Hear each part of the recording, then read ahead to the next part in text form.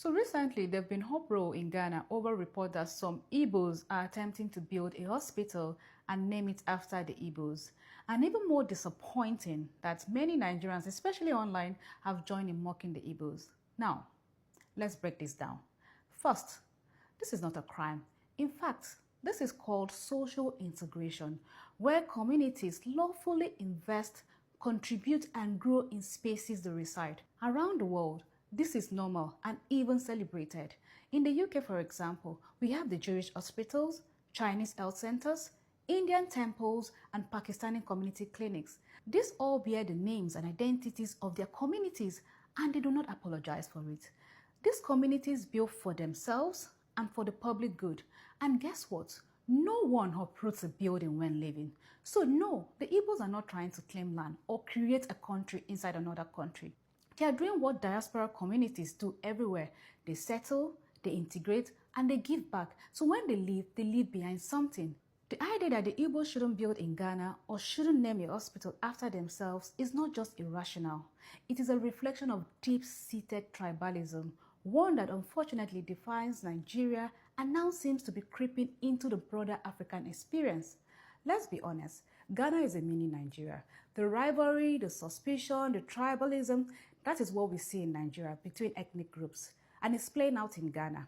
The reaction from Ghanaians echo the same fears and insecurities we see back home. But now we must ask ourselves, why is a hospital built legally, privately funded, and community-based a threat? The Igbos are doing what responsible, forward-thinking communities do to build, contribute, and invest. So if you lived in another man's country for decades and you cannot point to what you've contributed towards or built, maybe the real issue is not tribalism, it is your inactivity. You may laugh at the Igbos, but you're missing the bigger picture. Ask yourself, why hasn't Ghana revolted against the Lebanese community who have been doing businesses and owning property in their names for decades? Or should we talk about the Indian traders who dominate specific industries? Why is it only when Africans, especially fellow West Africans, try to rise that we feel threatened?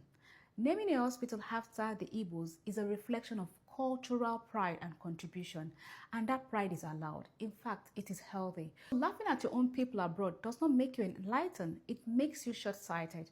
The real question you should be asking yourself is, why do the rest of Africa not like Nigerians? This is because we don't even love ourselves. Our politics is tribal, our economy is sectional, and our unity is only surface deep. Africa cannot rise if we are afraid of each other.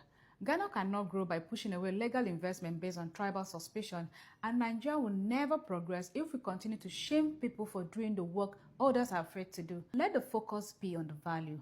What are we building? What are we giving? And what are we leaving behind? That is what matters. It's a truth at a time. Take care and have a nice day.